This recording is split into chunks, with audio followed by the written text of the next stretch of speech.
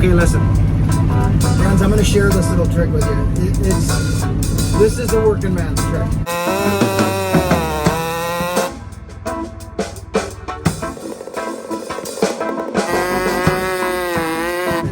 And you got this going on. See what's going on there?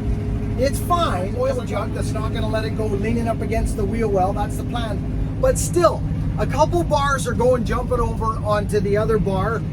And that's fine if it's dancing in between a raker and a cutter, but if it's smacking a cutter up and down, you're going to get a chatter as soon as you fire up. So this is where I talk about this, just these lame and old tricks that, you know, and then people see me do it and they go, oh my gosh, you're wrecking. No, we're not wrecking anything, and I'm going to show you what I'm doing right now, because I've got it. I'm going to pull over. This is on the fly, living life regular.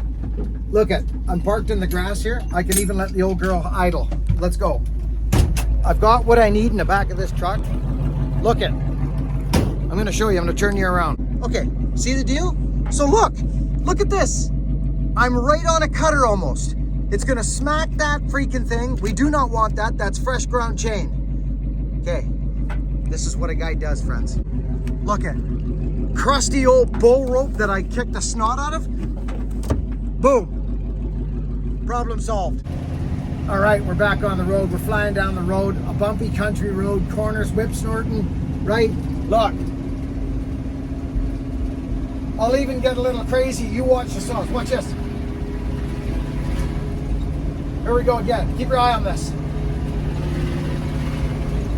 They're not moving, and we're on a freaking gnarly road. I would have ended up firing up a saw with a chatter in it.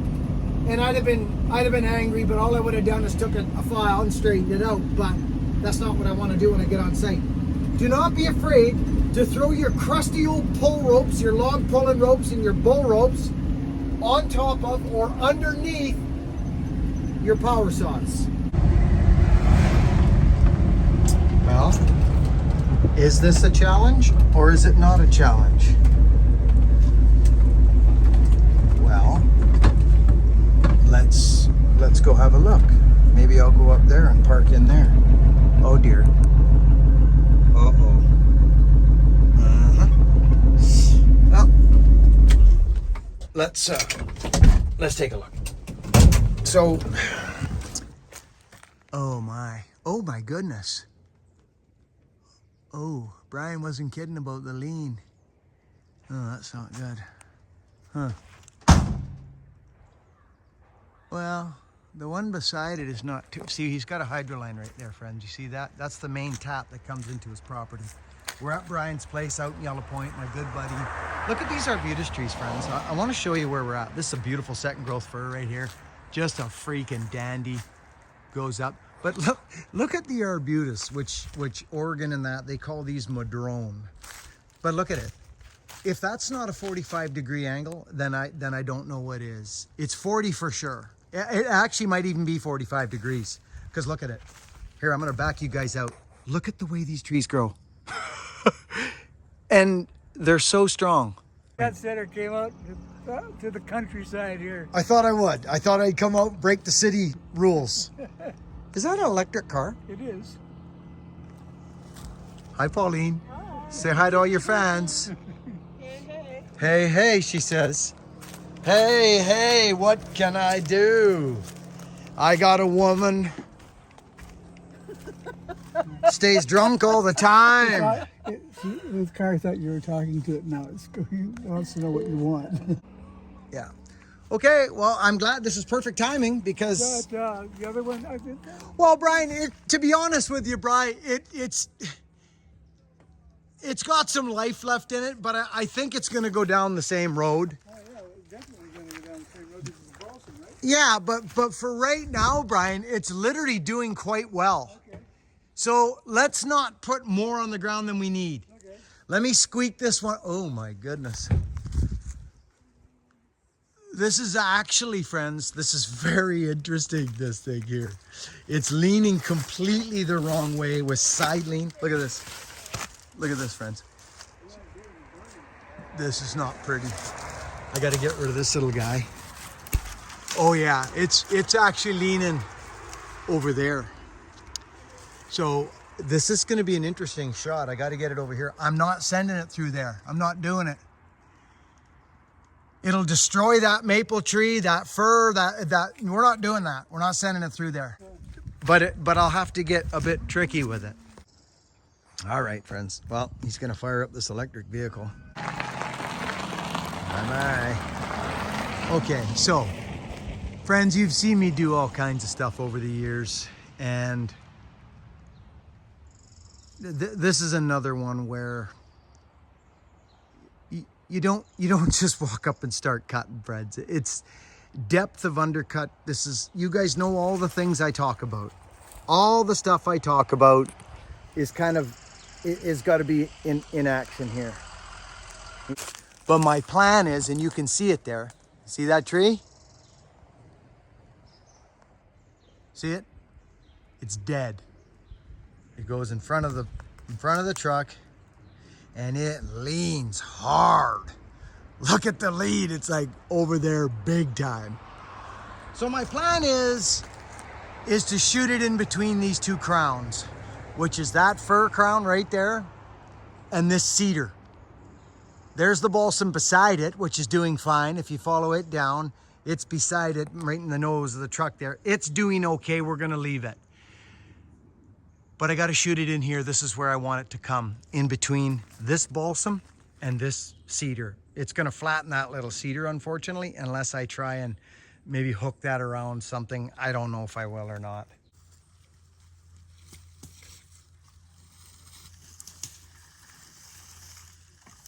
Yeah, I don't know, maybe not.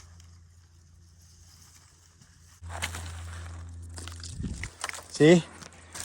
I'll take a few minutes there. That tree's gone now, right in here. See the stem? Oh, that tree's moving. Give me a second, friends.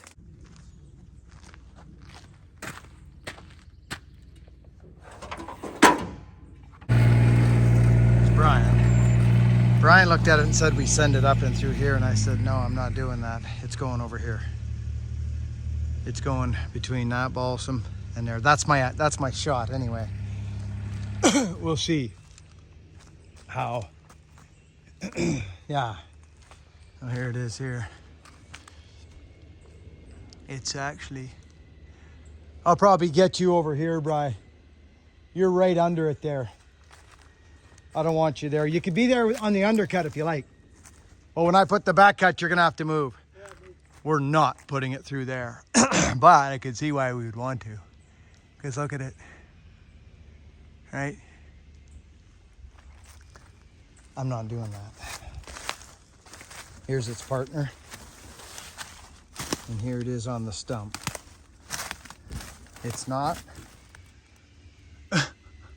You can literally see to the top of the tree, friends.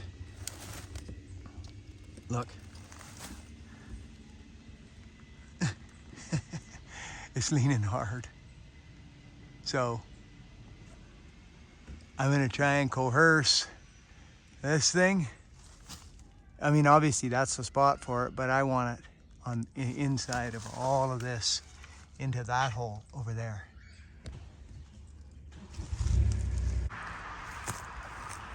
Just, I want you guys to understand the manipulation on the stump. What happens? All right. And the idea behind it. Will it need banging? Of course it will. It wouldn't need banging, friends, if I was to utilize the lean and shoot it right there. But what happens when I shoot right there? You destroy that tree. You smash the whole crown right off it. That is not I don't want to do that. I want to slip this big dead sucker by that fir crown and by that cedar crown in the middle. Down, down, down, right in there. Okay. You guys got me. And I'm going to build it up a little bit so I can get out all this madness here around the stump.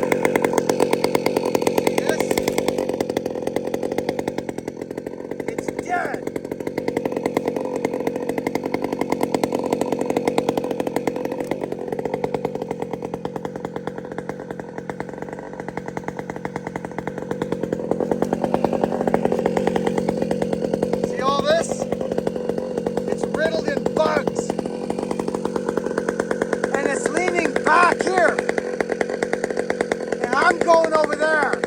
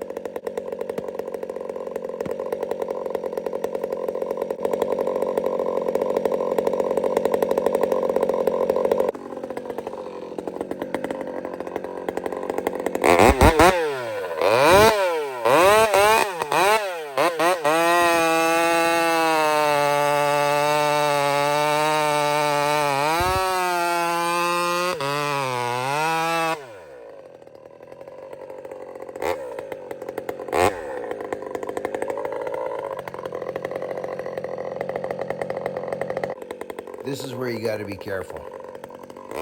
I don't have enough bar to just stand there. If I did have enough bar, I would have just stayed there the whole time, but I don't. So I have to do this properly now. If I take too much low wood, that thing will go back on me, guaranteed.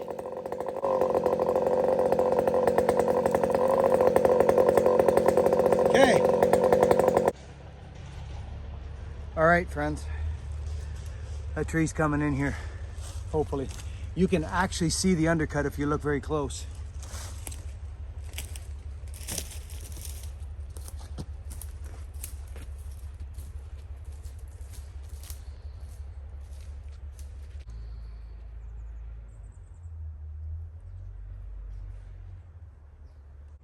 All right, there's that road it's going.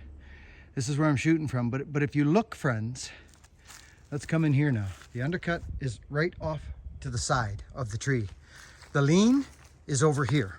Do you understand what I'm talking about? It's way over here, look. It's like right on me, actually. You can see how it separates itself from that tree up above. And I'm coming in nice and even. I might give a little flick of the wrist to twist up a little bit, but even if I carried on, I'd probably end up flush or a little bit low, a little bit, and I ain't worried about it. We're way in, but I've got a little bit of a, see that little piece of chunk right there? I'll just knock that out with an axe. It's a nice clean undercut. It's gonna stay on course, but let me show you something. So here's straight off the undercut. This is straight off the undercut, watch. Look at the tree. So it's very important to add in on your low side to engage the lean a bit. If I was too far side hill and I went over there and ate all my backwood up, it would sit back and go towards the hydro line. That's why I'm just coming over to gun my sight up here. See, I still got all this big, huge plate right here, holding this sucker on. It's leaning hard the wrong way. But I am gonna do this, and I ain't gonna use no shiz, bizzle, shark nipple, nothing. Nothing. It's not needed.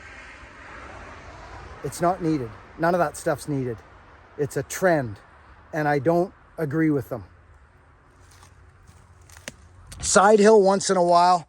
A Swanson works great, and a couple of techniques like we call a you know, Johnny hold me tight or whatever these, I guess some people, I don't know. There's different techniques you can use where you knock out a chunk of this, Sizz Whizzle, Johnny hold me tight, all that stuff. Yeah, they work for side hill, but friends, I'm telling you right now, the more time you play around, fooling around on the stump, the less wood's going down.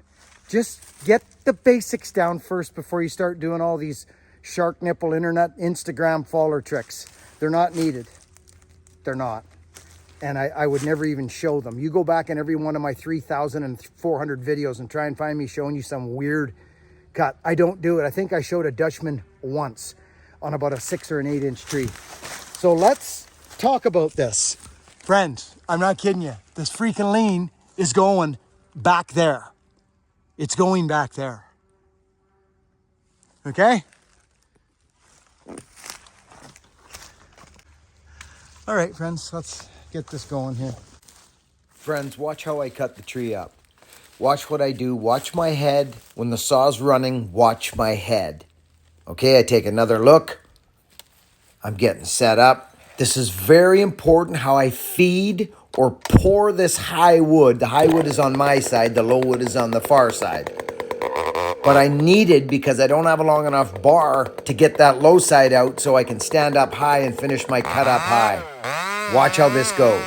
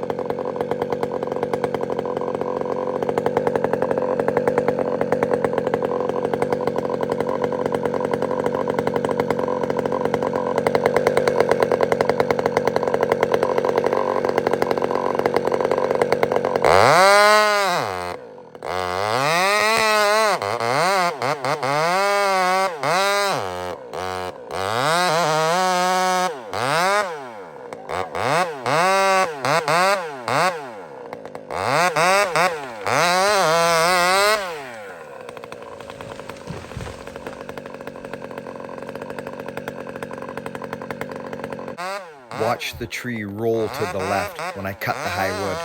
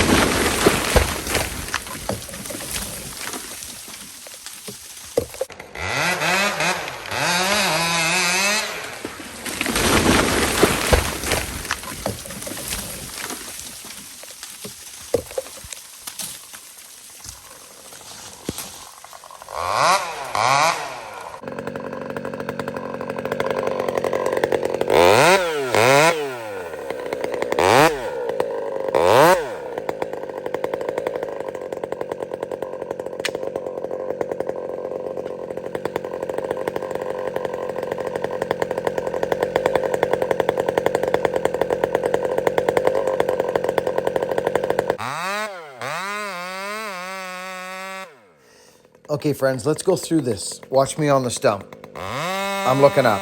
Look at my head the whole time I'm cutting. I'm not looking at my kerf. I'm looking up. The whole time I'm looking up. It starts to sit back right there. I pull over and I grab high wood. Did you see that little maneuver right there? Right there. I'm eating high wood now. It actually started to grab my saw a little bit when I first started cutting there. Put the wedges in. Make sure we got things covered. Now it's all high wood. I'm looking up. Every time I cut, I'm looking up. Take a look at what I got. See, I go around, take a peek. Oh, I still got a good strip of wood there. Let's eat more high wood to push it and drop it into that undercut, that low side. Starts to move. Here we go. It's actually going a little high, friends. A little to the right. So I sit on the stump and I roll it out of those crowns right in the hole. Wham! Right there. Shaklank.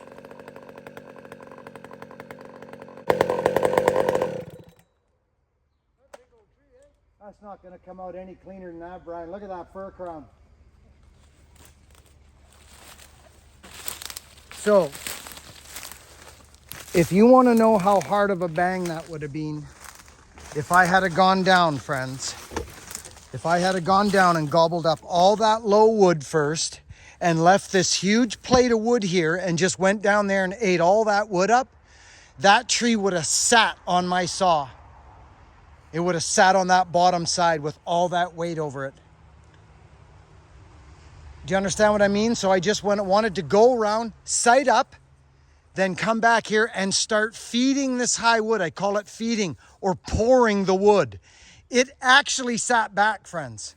When I finished up my cut down there, it squeaked. I was looking up here and it went back a little bit. So then I started to change the dynamics of the weight by coming in and pulling some of this wood out here.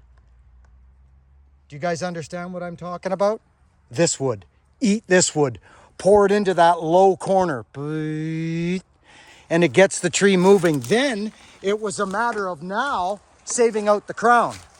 I literally need to save out the crowns now. So now that I got it going in, I watched it as it went. We saved that out. We saved the cedar crown out. Completely, actually. Keep your head up, Bri, for anything that's, but.